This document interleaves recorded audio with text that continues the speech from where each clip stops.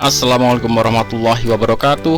Sahabat mata netizen, selamat datang. Semoga Anda dalam keadaan sehat walafiat, rezeki murah yang barokah, dan beraktivitas sebagaimana biasa dengan kondisi sebaik-baiknya. Oke teman-teman semua, kali ini kita akan membahas tentang perkembangan teknologi otomotif ya. Perkembangan teknologi otomotif sejak awal itu pertama kali ditemukan ya kendaraan berbahan bakar uap ya. Kayu dibakar kemudian merebus air. Nah, uap airnya itu digunakan untuk menggerakkan kendaraan. Kemudian berkembang menjadi energi bahan bakar minyak BBM yang kita kenal sekarang ya, ada Pertalite, Pertamax, diesel, solar ya, kemudian aftur dan sebagainya. Nah, kemudian berkembang lagi menjadi energi listrik ya, kemudian sebareng dengan itu ada hybrid antara listrik dengan BBM bersamaan. Nah, kemudian perkembangan yang terkini adalah, dan ini menuju ke masa depan, yaitu kendaraan dengan bahan bakar hidrogen.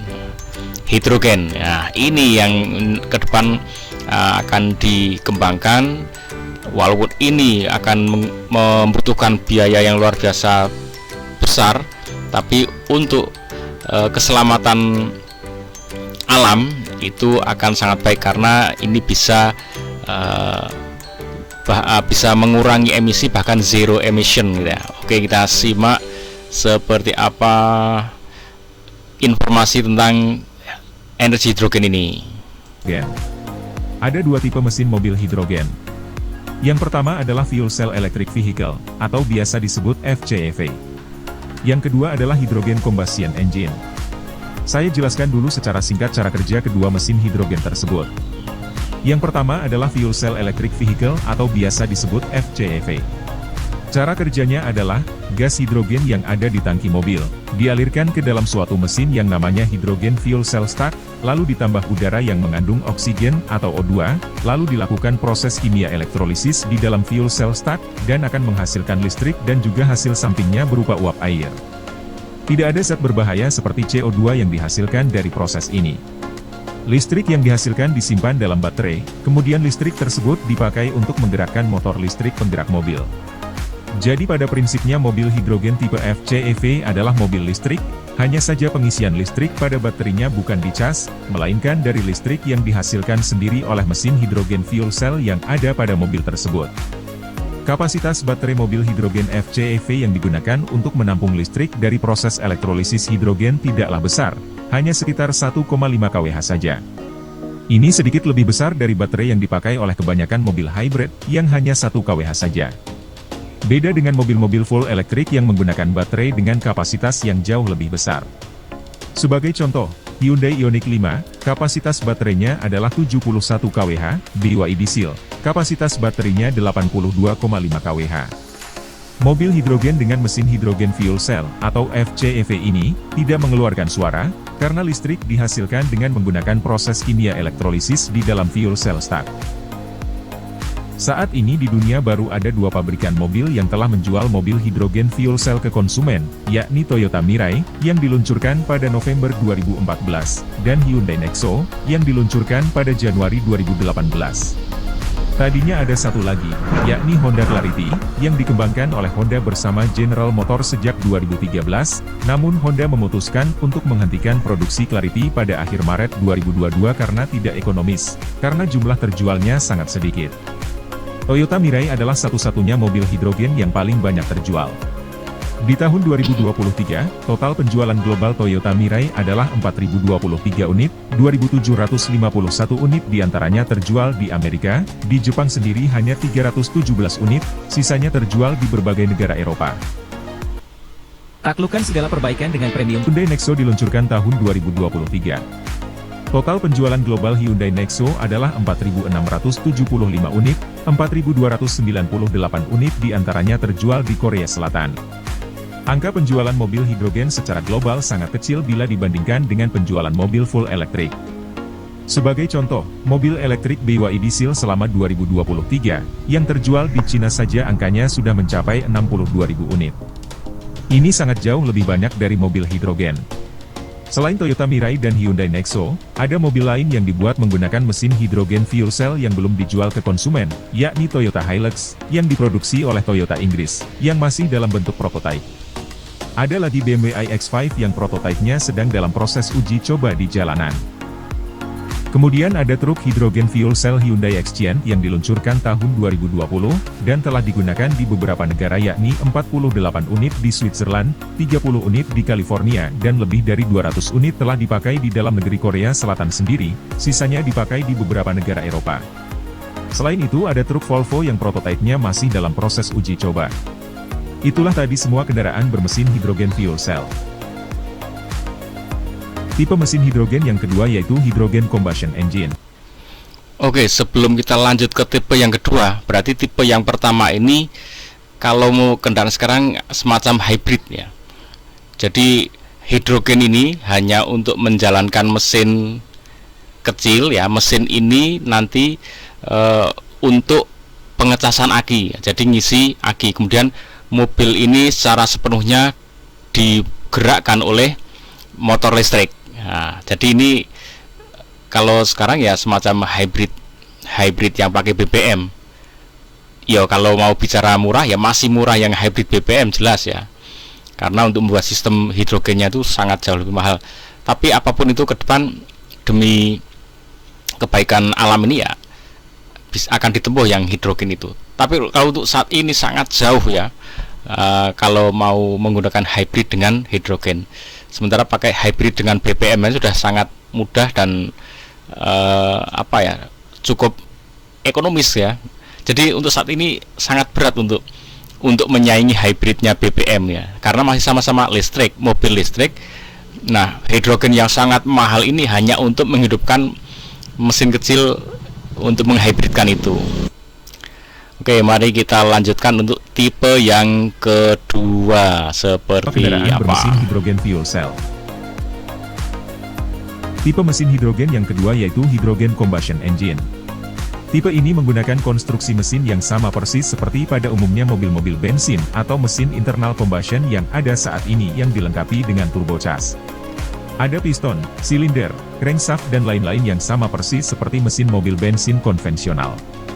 Mesin ini juga mengeluarkan suara, sama seperti mobil-mobil bensin, tetapi tidak menghasilkan gas buang beracun karbon dioksida atau CO2 seperti pada mobil bensin, hanya menghasilkan uap air. Mesin hidrogen tipe internal combustion ini lebih bertenaga dari mesin hidrogen tipe fuel cell. Toyota memproduksi mobil hidrogen tipe combustion yakni Toyota GR Yaris yang masih prototipe dan dalam uji coba di sirkuit, GR Corolla masih prototipe dan juga masih dalam proses uji coba di sirkuit, Corolla Cross masih konsep. Sayangnya mesin hidrogen tipe internal combustion ini belum ada yang dijual ke konsumen.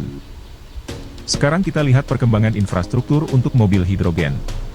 Biaya pembangunan stasiun pengisian mobil hidrogen sangat mahal, 7 kali lebih mahal dari pembangunan stasiun pengisian BBM, 40 kali lebih mahal dari pembangunan stasiun pengecasan mobil listrik.